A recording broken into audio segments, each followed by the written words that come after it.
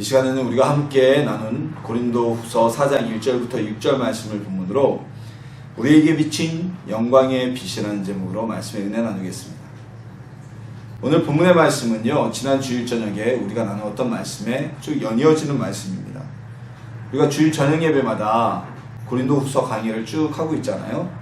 그러니까 지난주에 3장 마지막 구절에서 모세의 얼굴을 가리웠던 수건, 즉 모세의 얼굴에서 비치는 그 영광의 본질을 가리웠던 보지 못하게 했던 그 수건처럼 하나님과 우리 사이에 하나님의 영광을 보지 못하게 하는 수건이 있었는데, 그 수건이 제거되어야 하나님께서 우리에게 율법을 주신 참된 사랑, 그리고 참된 의미, 그리고 하나님의 참된 은혜를 알 수 있다고 우리가 말씀을 나눴습니다. 근데 율법주의자 유대인들, 구약의 율법에 매여있던 유대인들은 하나님의 참 사랑을 보지 못하고 그 겉을 덮고 있는 수건과 같은 율례와 규례, 그리고 그것이 스스로를 옥매이는 멍에가 되어서 하나님의 영광의 빛을 바라보지 못했다고 우리가 지난주에 말씀을 나눴죠. 그런데 예수 그리스도로 말미암아, 우리 예수님으로 말미암아 이제 그 수건이 완전히 벗겨지게 되고 우리는 하나님의 영광을 보게 되었다는 것입니다. 그리고 그 영광의 빛이 바로 예수 그리스도라는 사실, 복음이라는 것을 우리가 지난 주일 저녁에 말씀으로 함께 나눴습니다. 오늘 말씀은 그에 이어져서 쭉 같이 이어지는 말씀입니다. 성경의 장은 3장과 4장으로 넘어와 있지만 내용은 같은 문맥으로 계속 논지가 진행이 되고 있는 거예요. 우리 성경이 원래는 이렇게 장이 나눠져 있지 않습니다. 오늘날 이렇게 넘기는 책이라 우리가 1장, 2장, 3장 이렇게 하지만 성경은 두루마리로 써져 있었어요. 아시죠? 사극 같은 데 보면 왕명을 전할 때 이렇게 쫙 펴는 편지, 그게 두루마리잖아요. 그 두루마리에는 장이 없어요. 처음부터 끝까지 그냥 쭉 내려오니까. 근데 이게 한 신학자가 성경의 장을 다 나눴습니다. 문맥과 단락과 이런 걸 고려해서 나눴는데, 어떤 장에 보면은 이게 문맥과 단락이 맞지 않는 부분이 있어요. 오늘 같은 경우죠. 이 3장의 이야기와 4장의 말씀이 쭉 계속 이어지고 있는데 뜬금없이 중간을 잘라서 마치 이게 다른 이야기인 것처럼 이렇게 느껴지게 하기도 합니다. 오늘 3장 지난주에 나눈 말씀에 이어지는 말씀이라는 전제를 한번 두고서 함께 은혜 나누기 소망합니다. 자, 오늘 본문에서는요, 이제 3장이 지나서 3장에서는 예수 그리스도 주의 영광이라고까지만 얘기했지만 이제 4장에 와서는 그 영광의 빛은 바로 복음이라고 천명하고 있습니다. 영광의 빛이 세상에 전해졌는데 이 영광의 빛을 사람들에게 마음에 비추는 것, 그들에게 전하는 것이 바로 사도와 바울의 일이라고 오늘 본문은 말씀하고 있습니다. 즉 다시 말해서요, 복음을 전하는 것이 사도들이 하는 일, 그리고 바울이 하는 일, 그리고 우리가 하는 일이라는 것입니다. 요한복음 1장에서 보면 빛이 세상에 왔을 때 사람들이 그 빛을 알지 못하였다라고 기록되어져 있습니다. 이 빛이 누구냐? 바로 이 빛이 예수님이거든요. 우리는 그 빛 대신 예수님을 사람들에게 전하고, 예수님을 전한다는 것은 곧 복음, 예수님을 통한 우리가 구원을 받는 그 길을 전한다는 것을 의미하는 것이죠. 사람들이 알지 못하는 이 복음을 전하는 것이 우리의 사명입니다. 그리스도인의 사명입니다. 오늘 본장에서는 이것이 바로 사도 바울 자신의 이야기라고, 우리의 이야기, 즉 바울과 사도들의 이야기라고 전하고 있습니다. 근데 복음을 전하는 것은요, 단순히 사도들, 목회자들, 이들만의 일이 아니라는 거죠. 꼭 풀타임으로 하나님을 섬기는 자들의 몫이 아니라는 겁니다. 우리의 마음에 비춰진 그 빛, 이제 뒷부분에 나오는데 그 빛을 우리는 사람들에게 그대로 전해야 합니다.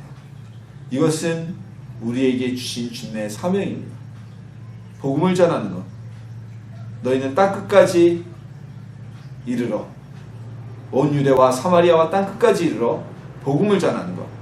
예수님이 우리에게 주신 그 말씀, 이것이 우리가 전해야 될 영광의 빛이라는 것입니다.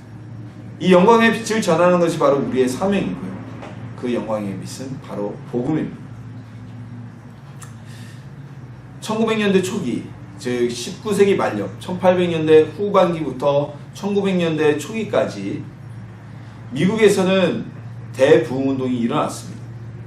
이 부흥운동은 아주 살아는 한 거리에서 시작된 집회로부터 시작됐는데요. 그때 대부흥운동 속에서 하나님을 만나고 성령님을 만나고 은혜를 체험하고 그리고 사명이 불타올랐던 이들이 전 세계 곳곳으로 복음을 전하기 위해 나갔습니다. 그들은 세상의 빛, 세상의 하나님의 빛, 즉 이 영광의 빛인 복음을 전하는 것이 자신들이 해야 될 사명이라는 사실을 알았기 때문에 목회자가 아니었어요. 우리가 잘 생각해야 됩니다. 그때 당시 미국에서 전 세계로 선교사로 자원해서 나간 그들은 목회자도 아니었고, 오늘날 우리나라에서 파송하는 선교사님들처럼 꼭 미국의 어떤 교회에서 정기 파송하고 선교 후원금을 주는 그런 분들도 아니었습니다. 각양각색의 직업들, 그리고 남녀 차별 없이, 그리고 그들이 가진 재능과 직업에 상관없이 그때 은혜를 받은 이들이 전 세계 곳곳으로 나갑니다. 복음의 빛을 전하러. 우리나라에 처음 발을 디딘 선교사님들, 한국교회 초창기에 우리나라에 선교를 하기 위해 온 미국의 많은 선교사들은 그때 당시, 즉 하나님을 만나고 그 부흥운동 속에서 복음을 전해야겠다는, 동방에 있는 예수를 알지 못하는 이 조선이라는 나라에 복음을 전해야겠다는 그 사명감을 가지고 오신 분들입니다. 복음의 빛을 전해야 된다는 사명을 잘 알고 있었어요. 그 중에는요, 알렌과 같이 의사였던 이도 있었고요, 때로는 아주 어린 나이에 갓 20대 초반에 복음에 대한 열정만 해가지고 자비량으로 한국으로 선교온 이들도 있었습니다. 그 중에는 우리가 언더우드나 아펜젤러 목사님처럼 굉장히 널리 알려지고 선교에 있어서 많은 열매를 맺은 분들도 계시지만, 한국에 도착하자마자 병에 걸려서 복음을 막상 전하지도 못하고 이 땅에서 꽃다운 청춘을 끝낸 이들도 있었습니다. 때로는 온 가족이 한국에 와서 복음을 전하다 온 가족이 한국에서 세상을 뜨고 한국에 묻히는 선교사 가족도 있었습니다. 그들이 여기까지 온 이유는 단 하나입니다. 복음의 빛을 전해야 된다는 사명, 이 하나님의 영광에 비친 복음, 예수 그리스도를 알지 못하는 코리아라는 곳에 그 복음을 전해야 되겠다는 사명감을 가지고 한국에 왔고, 그들이 씨앗이 되어서 오늘날 우리나라 교회가 이렇게 부흥할 수 있고 우리가 편안하게 예수를 믿을 수가 있는, 대한민국에서 기독교인이 이상한 사람들이 아니라 보편적인 기독교가 종교가 되는, 개신교가 보편적인 종교가 될 수 있는 기틀을 그들이 쌓았던 것입니다. 그 복을 받은 우리는 그들의 씨앗에 의해서 편안하게 예수님을 믿고 있죠. 그리고 우리끼리만 행복하고 우리끼리만 교회 안에서 즐거워서는 안 됩니다. 우리도 복음을 전해야 됩니다. 주님이 주신 그 영광의 빛, 주님이 우리에게 비춰주신 그 영광의 빛을 세상에 전하는 성도님들이 되시기를 주님의 이름으로 소망합니다. 오늘 본문에서는 세상 사람들이 이 빛을 받아들이지 못하고 있고 비춰지지 않는 이유는 바로 세상의 신 때문이라고 말하고 있습니다. 이 세상의 신이라는 것은 바로 사탄을 말하죠. 자, 사람들이 복음을 받아들이지 못하는 것은요, 바로 사단의 역사 때문입니다. 사단은요, 끊임없이 하나님의 빛이, 예수님의 빛이, 그 영광의 빛이 사람들에게 비치지 못하도록 방해합니다. 그래서 복음을 전하려고 하는 하나님의 자녀들을 때로는 핍박으로, 때로는 유혹으로 우리를 넘어뜨려서 복음을 전하지 못하게 하고요, 그 빛을 전하지 못하게 합니다. 그리고 아직 복음을 듣지 못한 이들은 사단이 복음의 빛이 비치지 못하도록 과학과 이성 등을 통해서 복음을 전파되는 것을 방해하고 있습니다. 왜냐하면 복음이 전해지면요, 사단의 세력 아래에 있는 그들이, 그 많은 영혼들이 하나님께 돌이켜지게 되고, 사단은 그 세력권이 점점 이 땅에서 줄어들기 때문입니다. 그래서 우리가 전도를 하는 것은 영적 전쟁입니다. 영적 전쟁하면 꼭 무슨 기도하고 막 이게 아니라 복음을 전하는 것이 실질적인 영적 전쟁이고 복음의 빛을 전하는 전도가 실질적인 최전선에서의 영적 전쟁입니다. 이 전쟁을 통해서 죽어가는 영혼을 주님 앞에 이끌 수가 있고요. 우리는 복음의 빛을 알지 못하는 이들에게 전해줄 수가 있는 것입니다. 사단은 하나님의 나라의 확장을 막기 위해서 끊임없이 방해합니다. 과거에는 박해했습니다. 교회 가지 못하게 했습니다. 예수 믿으면 제사 지내지 못하니까 안 된다고 핍박과 온갖 박해를 했습니다. 근데 최근에 들어와선 추세가 바뀌었죠. 이제는 성도들이 나태하게 만듭니다. 에이, 굳이 뭐 전도 힘든데 할 필요 없어. 왜 사람들이 싫어하는데 굳이 그 사람들한테 불쾌감을 주면서 복음을 전해? 자신의 선택이니까 내비둬도 돼. 그건 문화인답지 못한 거야. 성도들 스스로 나태하게 합니다. 큰 교회는 성도가 많기 때문에 더 이상 복음을 전할 필요성을 느끼지 못하고요. 작은 교회들은 복음을 전해서 영혼을 권하여야 하지만 작은 교회들은 사람들이 오지 않습니다. 교회는 하나님이 세운 하나님의 나라입니다. 우리가 복음을 전하고 주의 영광의 빛을 전하는 것은 이 땅에서 하나님의 나라가 확장되어지는 역할을 하는 겁니다. 그 사명을 감당하고 최전선에서 복음을 가지고 사단의 세력과 싸우는 것입니다. 우리는요, 복음을 전할 때 바로 이 사단의 방해를 깨고 사단의 장막 속에서 살고 있는 이들에게 복음을 전하는 것입니다. 오늘날에는 세터민들이 상당히 많이 늘었죠. 이제 뭐 세터민들이 한국에 입국하는 것은 뉴스거리도 되지 않는 그러한 시대가 되었습니다. 왜 탈북해서 그들이 한국까지 올까요? 결국 보면요, 예전처럼 뭐 휴전선을 넘어오거나 아니면 뗏목을 타거나 해서 바로 북한에서 한국으로 다이렉트로 넘어오는 경우는 거의 없는 것 같아요. 북한에서 탈북을 해서 중국에서 몇 년 동안 지내다가 한국으로 오게 되는데, 뭐 중국에서 지내도 별 문제는 없잖아요. 중국 시장 뭐 경제적으로 우리나라보다 훨씬 더 경제가 호황기고 화랑기에 있는 나라이고, 근데 왜 굳이 한국으로 오려고 할까요? 예전 1990년대 전만 해도 북한 사람들이 남한이 잘 산다는 사실을 알지 못했습니다. 1970년대까지는 실질적으로 북한이 남한보다 훨씬 더 잘 살았습니다. 경제력도 뛰어났고요. 산업 기반이 그대로 남아있었기 때문에. 자, 북한 같은 경우는 일제강점기 때 대부분의 산업 기반이 북한에 있었습니다. 발전소도 북한에 많이 있었고요. 그리고 화학산업의 기반이 되는 비료공장, 우리가 잘 아는 게 뭐 흥남 비료공장 이런 곳이잖아요. 비료공장도 거의 다 북한에 많이 있었고요. 이 남한, 지금의 대한민국 지역 남한 땅에는 산업시설이라는 게 거의 없었어요. 그래서 전쟁이 일어나서 휴전이 되고 난 이후에도 북한은 빠른 경제 회복을 가져왔지만 1970년대까지는 산업 기반이 열악했던 대한민국이 경제력이 북한보다 못했던 것이 사실입니다. 군사력도 당연히 그러지 못했고요. 근데 70년대 고도성장을 겪으면서 이제는 전세가 역전되었습니다. 더군다나 90년대 들어서 공산권이 무너지면서 북한이 수출 대상, 수입 대상으로 삼았던 나라들이 하나둘 붕괴되면서 북한은 경제적으로, 국제적으로 고립되게 되었죠. 그때 남한에서는 계속 대한민국에서는 북한의 심리전을 전개했고 여러 루트를 통해서 대한민국이 북한보다 잘 산다는 사실을 북한 주민들도 알게 되었습니다. 그래서 이제는 탈북민들이 한국에 오는 것이, 세터민들이 한국에 오는 것이요, 어떤 사상적인 문제가 아닙니다. 경제적인 문제가 가장 큰 문제로 오는 거예요. 물론 사상적인 것도 있겠지만 대부분이 먹고 살기 위해서 한국으로 오는 겁니다. 그 지대한 역할을 하는 게 무엇입니까? 대한민국의 심리전, 제가 심리전 방송국에 있었거든요.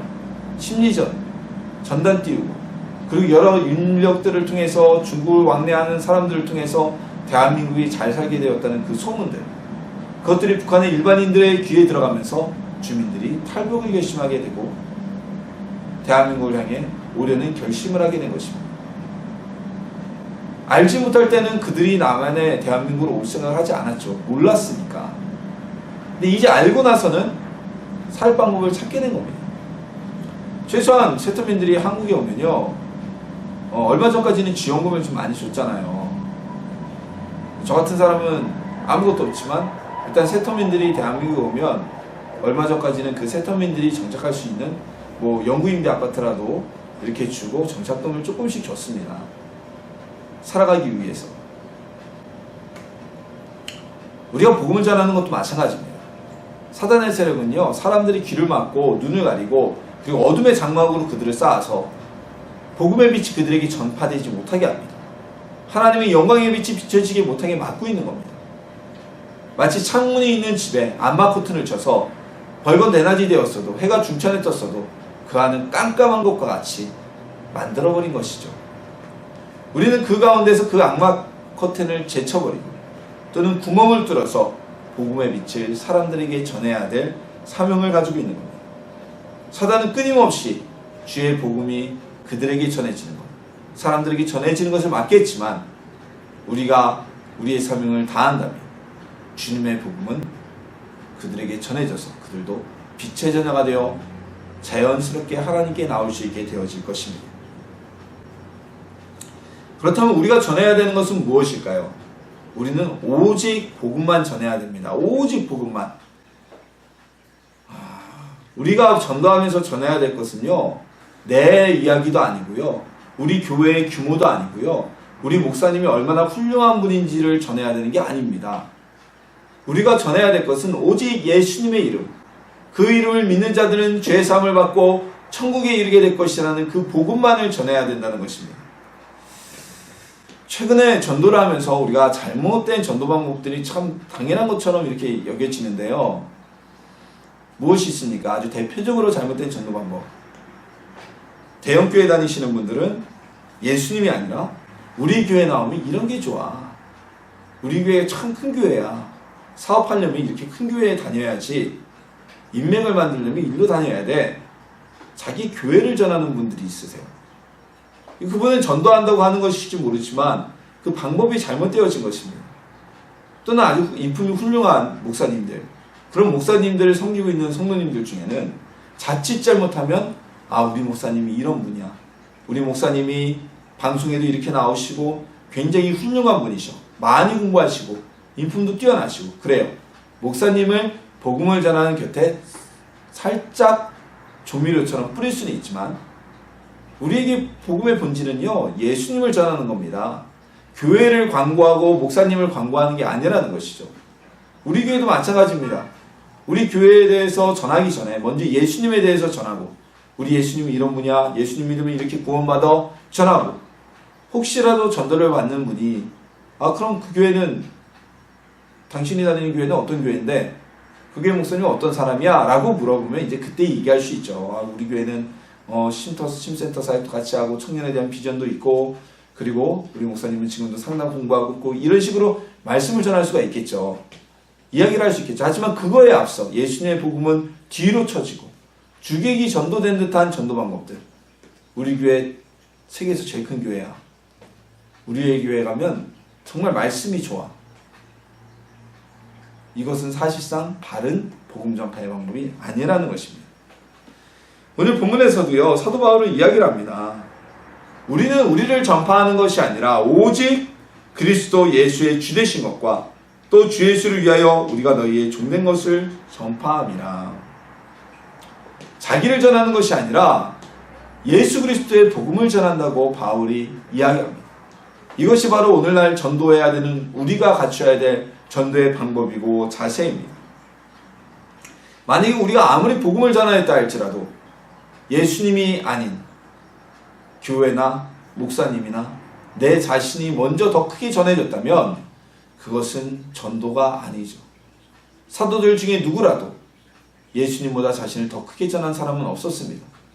베드로가 예수님의 복음을 전하면서 나는 무리를 걸은 사람이야, 이렇게 전한 적 없습니다. 사도 바울이 복음을 전하면서 내가 몇백 명의 병을 고치고 내가 어떤 일도 했고 죽은 사람도 둘이나 살렸고, 죽은 사람도 한 명이죠. 죄송합니다. 죽은 사람도 내가 살렸고 나 이런 사람이야 라고 전한 적 없습니다. 오직 예수 그리스도의 복음. 예수님은 하나님의 아들이시고 그를 믿는 자마다 영생을 얻게 될 것이라는 그 사실만 전했다는 것입니다. 그 복음이 전해질 때 좋은 씨앗이 심겨진 곳에 아름다운 열매가 맺듯이 그 복음을 받아들인 사람들 마음속에는 믿음의 열매가 자라나게 될 것입니다. 어느 교회에서요 특징들이 있어요. 근데 이단들의 특징들이 있어요. 이단들이 어떤 특징이 있을까요? 이단들은요 자기네 교주들을 굉장히 부각시킵니다. 이단들은 공통적으로 통일교회 문선명, 천부교회 박태선, 그리고 지금 신천지의 이만희, 뭐 이런 분들 있잖아요. 이런 분들이라고 해야죠. 이런 분들 있잖아요. 이런 분들 보면 JMS의 정명석, 이런 분들 보면요 그 교 안에서 굉장히 교주가 부각됩니다. 심지어는 하나님의 교회 같은 곳은 안성웅이라는 교주가 세상을 떠났음에도 불구하고 그 사람이 하나님이다, 다시 올 거다. 이제는 그 부인이었던 분이 그분이 대단한 사람이다, 거의 신격화해서 이렇게 말하고 있습니다. 예수님이 아닌 다른 것이 부각되면요 그건 온전한 복음이 아니에요. 우리 개신교가요, 카톨릭에 비해서 우리 개신교가 어떤 안타까운 부분이 이런 거예요. 개신교회는 개교회주의잖아요. 교단이 있어도 사실상 개신교회는 카톨릭이 로마 교황청이 전 세계 카톨릭 교회에 미치는 영향력만큼의 영향을 미치지 않습니다. 그렇게 못합니다. 교단은 그냥 교회들의 연합체일 뿐이지 그렇게 아주 강력한 영향을 행사하지 못해요. 그리고 각 교회들을 봐도 다 개교회주의입니다. 우리 교회도 그렇잖아요. 우리 교회도 당장 우리 교회 이래 딴 교회에서 뭐라고 하면 제가 좋아하겠어요? 안 좋아하겠죠. 그런데 그런 부분이 아니라 이런 개교회주의가 되다 보니까 복음을 전함에 있어서도 교회가 예수님보다 강조되고 목사님이 예수님보다 강조되는 거예요. 왜? 똑같은 예수님을 전하면 우리 교회 안 올 것 같으니까 뭔가 차별화된 일의 정책을 피워야 되는 것처럼 느껴지는 거죠. 마치 동네 슈퍼들이 3개가 있는데 ABC라는 슈퍼가 서로 차별화 정책을 해서 우리 가게는 계란을 한 판에 2,800원에 팝니다. B라는 가게에서는 그래 우리는 쌀을 특가로 20kg를 2만원에 팝니다. C라는 가게에서는 그래요? 우리는 귤을 한 박스에 15,000원 특가 판매합니다.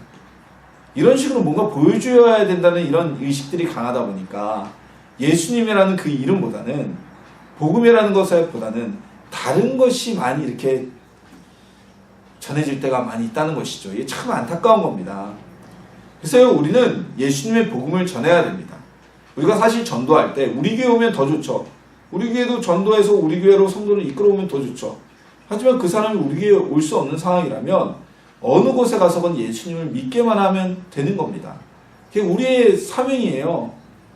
바울이 전하면서 복음 전하면서 꼭 자기가 개척한 교회만 와라, 베드로가 복음을 전하면서 자기가 세운 교회만 와라 이랬던 건 아니거든요. 예수님을 믿게 했던 거거든요. 물론 바울이 복음을 전한 사람은, 전도한 사람은 바울이 세운 교회에 다닐 수밖에 없었고, 베드로가 전도한 사람은 베드로가 세운 교회에 다닐 수밖에 없었어요. 그때는 각 지역의 교회가 하나뿐이 없었으니까요. 우리가 예수님에 대한 복음만을 전하는 성도님들이 되시기를 소망합니다. 우리는요, 우리가 받은 그 영광의 빛을 사람들에게 그대로 전해줘야 됩니다.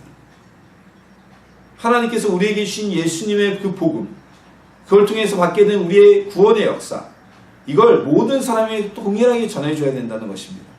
나 혼자 가지고 블랙홀처럼 혼자 쓱 흡수하고 그래 나는 구원받았으니까 그 구원의 은혜로 좋게 하고 멈춰선다면 이것은 주님이 우리에게 주신 복음 전파의 사명을 감당하지 못하는 것이고요. 주님의 말씀을 감당하지 못하고 따르지 않는다면 주여 주여 하는 자마다 천국에 갈 것이 아니요 아버지의 뜻대로 하는 자라야 갈 것이냐라고 하신 예수님의 말씀에 제대로 걸리는 거죠. 아주 정확하게 걸릴 수밖에 없는 거죠. 어떻게 되겠습니까 그럼? 구원과는 빨리빨리 되는 겁니다. 복음을 꼭 전해서 전도를 해서 내가 몇 명을 구원해야 된다. 많이 전해서 많이 전도하면 좋겠죠. 하지만 전도라는 게 우리가 장사를 하거나 영업을 하듯이 전한다고 해서 그들이 다 예수를 믿는 게 아닙니다. 꼭 실적이 있어야 되는 게 아닙니다. 열매가 있으면 좋겠지만 열매가 없어도 우리는 해야 되는 게 전도입니다. 어떠한 부담도 갖지 마십시오. 전도하라 그러면 막 부담들 되게 되시나 봐요. 꼭 내가 전도해서 사람 데려와야 돼. 못 데려와도 돼요. 우리가 가진 그 복음의 빛을, 우리가 비춰진 그 영광의 빛을 가서 그냥 복음을 전하세요. 전하면은 그 마음에 하나님의 영광의 빛이 비춰지게 되면 그는 구원을 얻을 것이고, 세상의 신인 사단에게 쌓여 있어서 아무리 복음을 전해도 못 받아들이는 것은 그들의 선택입니다. 전도에 대한 부담을 갖지 마시고 복음을 전하는 성도님 되시기 소망합니다. 사단은요, 우리가 복음 전하는 것을 끝없이 방해하고 핍박합니다. 방금 전에 말씀드렸던 전도에 대한 부담감 때문에 전도하지 않는다? 이건 역시 사단이 우리에게 전도를 방해하는 겁니다.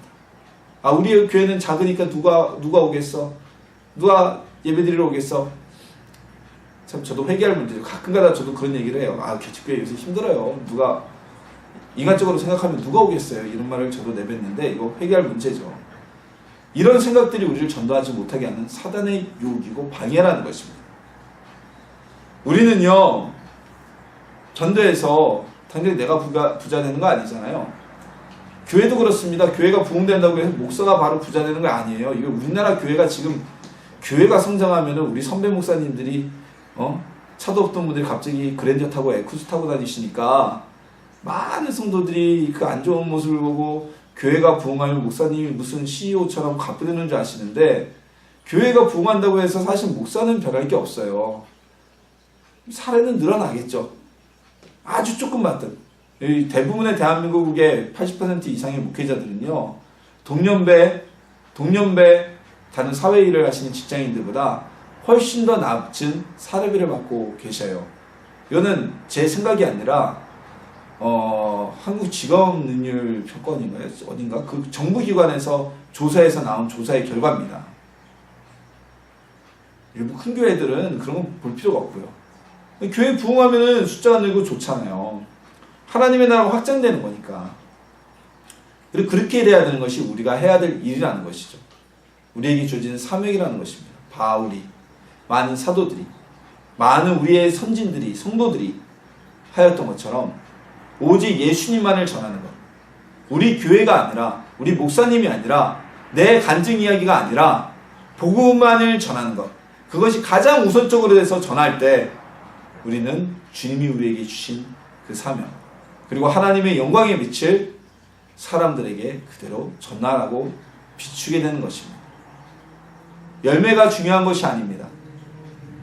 행하는 자라야 열매를 맺죠. 씨 뿌리지 않는데 어떻게 열매를 맺겠습니까? 씨를 널리 뿌리십시오. 주님이 우리에게 주신 그 영광의 빛을 전하는 사명을 감당하십시오. 우리에게 비춰진 그 영광의 빛을 사람들에게 그대로 전하십시오. 주님이 우리를 기뻐하시고요, 우리 가운데 더 놀라운 은혜로 채우실 것이고요, 영혼들이 구원받는 것을 보면서 우리 스스로도 하나님이 주시는 기쁨 안에서 즐거움을 느낄 수가 있을 것입니다. 믿음으로 복음을 전하고, 다른 것이 아닌 오직 예수님의 복음만을 전하고, 그리고 사단의 공격에 지지 않는, 그 유혹에 빠지지 않는 내살나무 쉼터교회 성도님들이 되시기를 주님의 이름으로 축원합니다.